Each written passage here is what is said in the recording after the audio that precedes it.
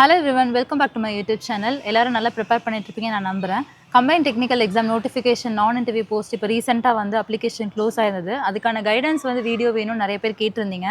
நம்ம கம்யூனிட்டி போஸ்ட்டில் கூட நான் என்னோட ஃப்ரெண்ட்ஸ் கிளியர் பண்ணியிருந்தாங்கன்னு போட்டிருந்தேன். அதில் என்னோட ஃப்ரெண்டு தான் இவங்க மிஸ்டர் சேதுபதி. இவங்க வந்து இப்போ ரீசெண்டாக நடந்த எக்ஸாமில் கிளியர் பண்ணி அசிஸ்டன்ட் இன்ஜினியர் போஸ்ட் எடுத்திருக்காங்க. நம்ம அவங்ககிட்டயே என்னன்னு கேட்டு தெரிஞ்சுக்கலாம். சேதுபதி நல்லா இருக்கீங்களா? நல்லா இருக்கேன். இப்போ நீங்கள் வந்து டெக்னிக்கல் எக்ஸாம் படிக்கணும்னு தான் ப்ரிப்பரேஷன் ஸ்டார்ட் பண்ணிங்களா? இல்லை, என்னோடய ப்ரிப்பரேஷன் வந்துட்டு குரூப் 1ல் தான் ஆரம்பிச்சிது. குரூப் 1ல் 3 குரூப் 1 அட்டன் மெயின்ஸ் எழுதிட்டு அதில் போஸ்டிங் கிடைக்கல அப்படிங்கிறப்போ ஒரு ப்ரெஷரை குறைக்கணுங்கிறக்காக தான் டெக்னிக்கல் சர்வீஸை ஆரம்பித்தேன். அதில் ஃபஸ்ட் அட்டம்ப்ட்லேயே கம்பைன் டெக்னிக்கல் சர்வீஸில் அசிஸ்டன்ட் இன்ஜினியர் போஸ்டிங்கில் ஹெச்ஆர்என்சி டிபார்ட்மெண்ட் சூஸ் பண்ணி இப்போ அப்பாயின்மெண்ட் ஆர்டர் வெயிட் பண்ணிகிட்ருக்கேன். சூப்பர். இப்போது வந்து உங்களுக்கு நான் ப்ரிப்பரேஷன் ஸ்டார்ட் பண்ணி எனக்கு டெக்னிக்கல் எக்ஸாமுக்குன்னு தனியாக இவ்வளோ டைம் தேவைப்பட்டுச்சு அப்படின்னு சொல்லி ஏதாவது இருக்குதா? அப்படியும் இல்லைங்க, எனக்கு குரூப் 1 தான் ஃபஸ்ட்டு எய்மாகவே இருந்துச்சு.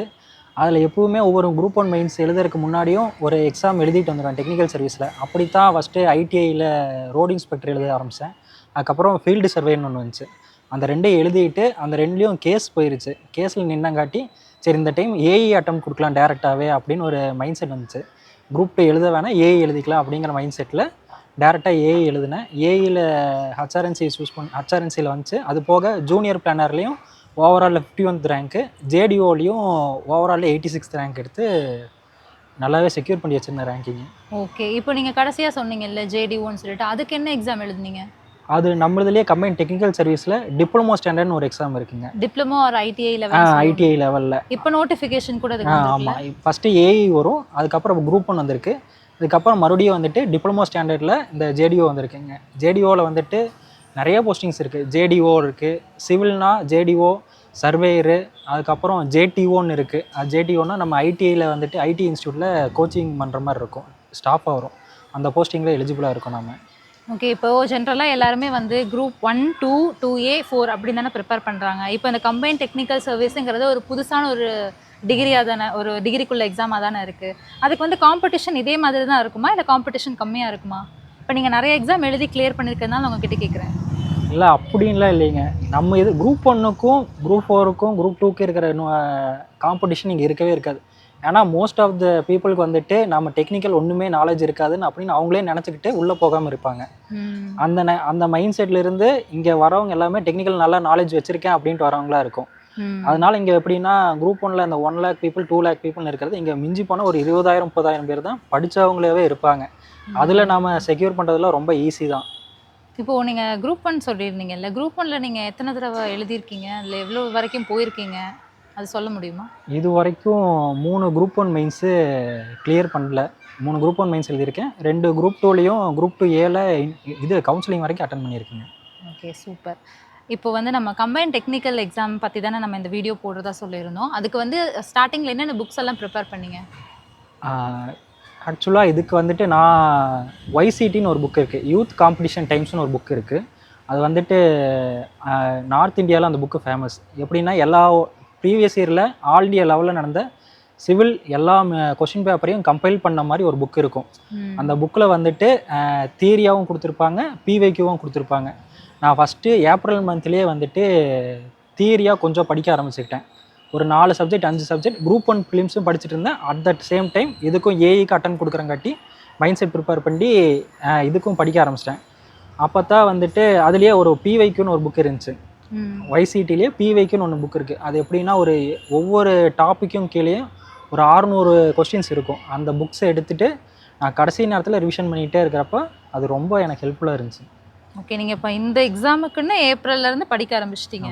எக்ஸாம் எப்போ நடந்தது? ஆகஸ்ட். அப்போ வந்து ஏப்ரல், மே, ஜூன், ஜூலை, ஆகஸ்ட் 5 months வந்து ஃபுல் ஃப்ளெஜ்டாக படித்தோன்னா கிளியர் பண்ணிடலாம். எனக்கு ஜிஎஸ் வந்துட்டு ஈஸியாக இருந்தப்போ இதுக்குன்னு டெக்னிக்கலுக்குன்னு நான் போட்ட டைம் தான் கொஞ்சம் அதிகமாக இருந்துச்சு. 5 months எனஃப் தான் எல்லாத்துக்குமே சொல்ல போனோம்னா. கரெக்டான புக்கும் கரெக்டான டேரக்ஷனும் போச்சுன்னா 5 months ரொம்ப ஈஸி தான். இப்போ நீங்கள் எக்ஸ்ட்ரா ரெஃபரன்ஸ் ஜென்ரல் ஸ்டடீஸுக்கு என்ன ஃபாலோ பண்ணீங்க? அதான் ஃபஸ்ட்டு ஒவ்வொரு சப்ஜெக்ட்டுக்கும் இருக்கும். இப்போது தமிழ் லிட்ரேச்சருக்குனா ஸ்கூல் புக் மட்டும்தான். அது போக நான் எப்பவுமே குரூப் ஒன்று படிக்கிறங்காட்டி ஒவ்வொரு புக்கும் ஒவ்வொரு திருக்குறளும் ஒவ்வொரு அதிகாரமும் டெய்லியும் படிச்சுட்டு இருப்பேன்.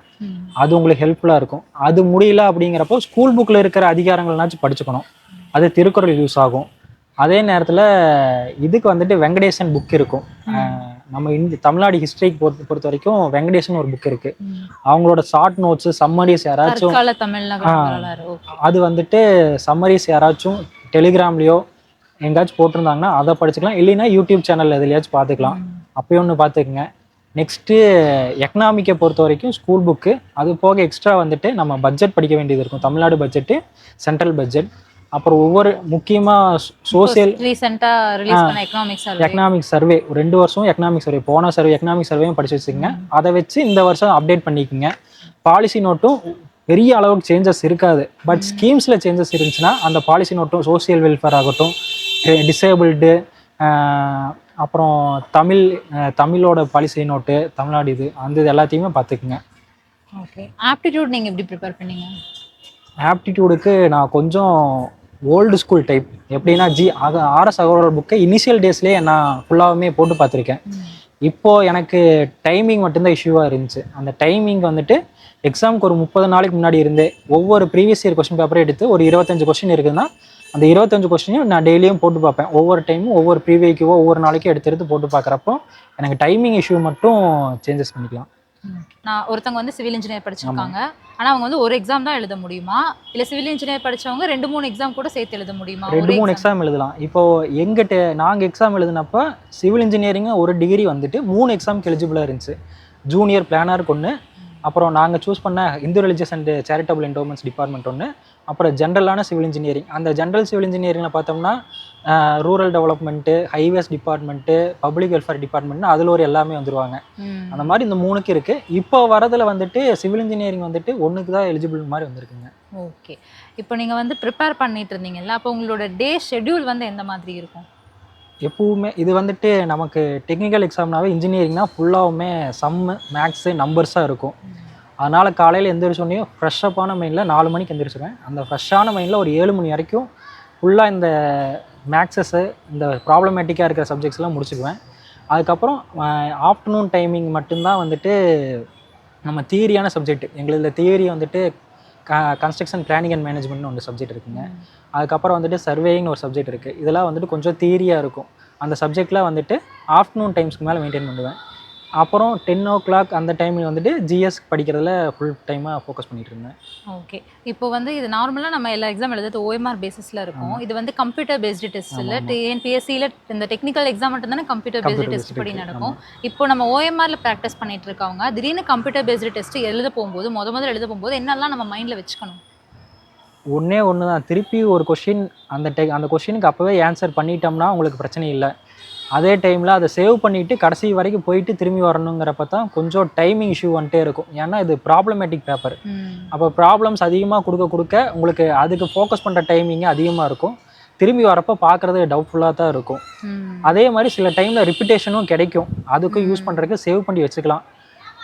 அந்த கம்ப்யூட்டர் பேஸ்டு டெஸ்ட் அப்போ நமக்கு வந்து ரஃப் பேப்பர் எல்லாம் தருவாங்கல்ல. இப்போ நம்ம வந்து ப்ராக்டிஸ் பண்ணுவோம். நீங்கள் வந்து சொல்கிறீங்க இதெல்லாம் சம்ஸாக இருக்கும்னு சொல்லிட்டு. இப்போ நம்ம ஒரு கொஸ்டின் வந்து சேவ் கொடுத்துட்டு திரும்ப நம்ம போயிட்டு திரும்ப வரும்போது திரும்ப அந்த கேல்குலேஷன் முதல்ல இருந்து நம்ம போடுற மாதிரி இருக்குமா, இல்லை அதுக்கு ஏதாவது ட்ரிக் வச்சுருக்கீங்களா?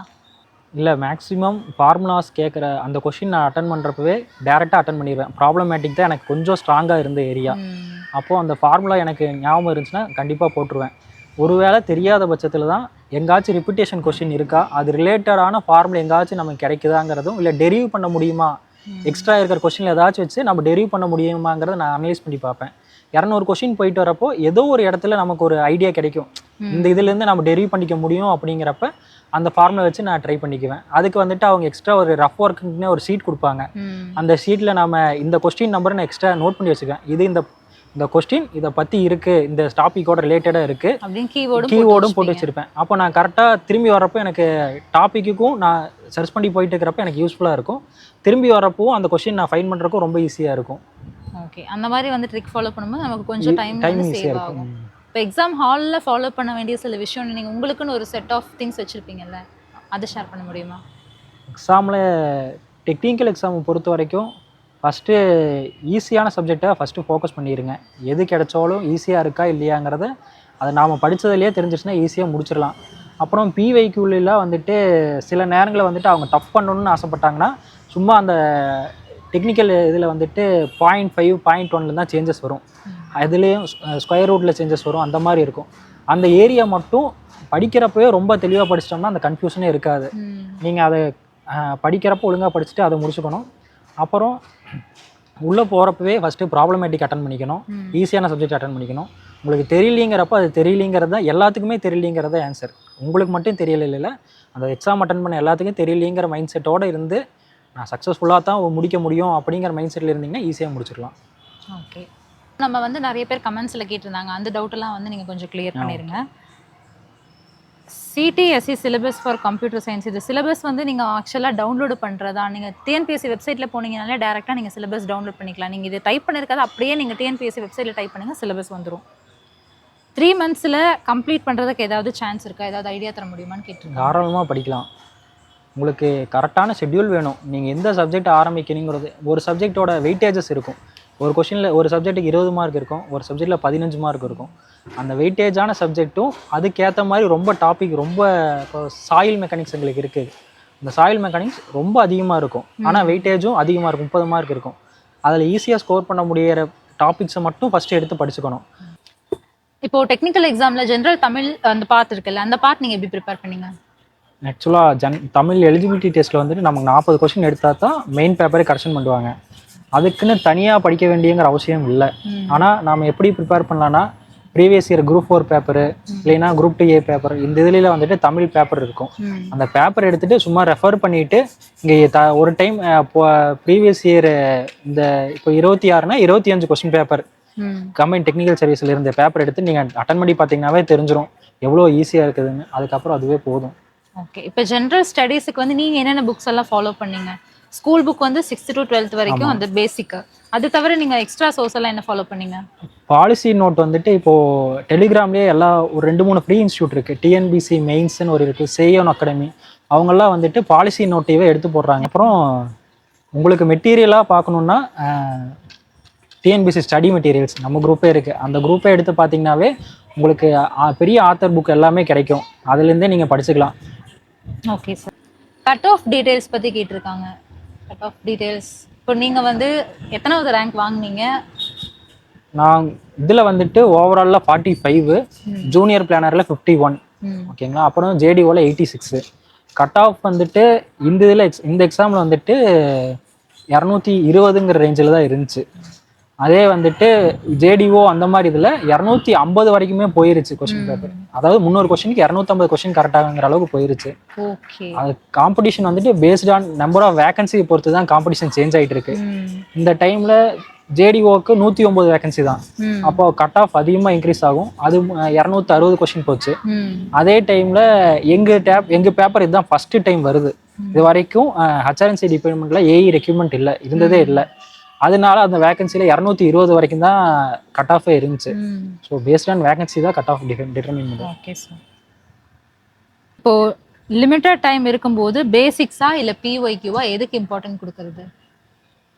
லிமிட்டட் டைம்னா பிஒய்க்யூ பேஸ்டு, அதுவும் பிஒய்க்யூ பேஸில் 360 வியூஸ் போகணும். நீங்கள் வெறும் கொஸ்டினுக்கும் ஆன்சருக்கு மட்டும் சேஞ்சஸ் பார்க்கக்கூடாது, அந்த கொஸ்டின்லேருந்து அந்த ஆன்சர் ஏன் வந்துச்சு அப்படிங்கிறது ஒன்று பார்க்கணும்.